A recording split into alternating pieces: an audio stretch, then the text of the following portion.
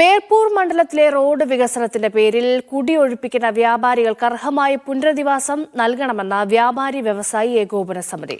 പുനരധിവാസം ലഭ്യമാകാതെ കടകൾ ഒഴിയില്ലെന്നും സംരക്ഷണത്തിനായി കോടതിയെ സമീപിക്കുമെന്നും വ്യാപാരികൾ പറഞ്ഞു.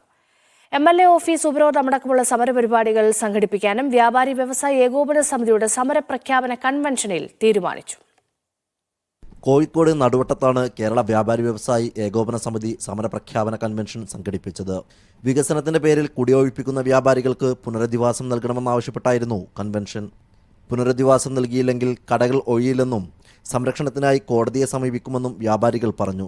20, 25, 30 കൊല്ലം ഇവിടെ ഈ രാജ്യത്തിന് വേണ്ടിയിട്ട് രാജ്യത്തിൻ്റെ സമ്പദ്ഘടന വളർത്തുന്ന നികുതി ഇനത്തിൽ വലിയ സർക്കാരിലേക്ക് വലിയ ഫണ്ട് കൊടുക്കുന്ന വ്യാപാരികളെ എന്താ പറയുക, മരങ്ങൾക്ക് പോലും കൊടുക്കുന്ന സ്വീകാര്യത ഇല്ലാത്ത രീതിയിൽ കുടിയൊഴിപ്പിക്കുന്ന രീതിയിലുള്ള പ്രവർത്തനമാണ് എന്താ പറയുക സർക്കാരിൻ്റെ ഉദ്യോഗസ്ഥ ലോബികളുടെ ഭാഗത്തു നിന്നുള്ളത്.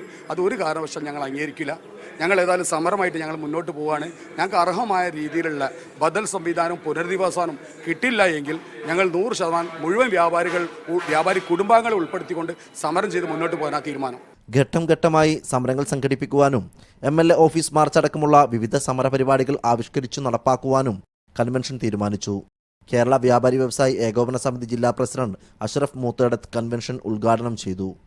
മീഡിയ 1 കോഴിക്കോട്.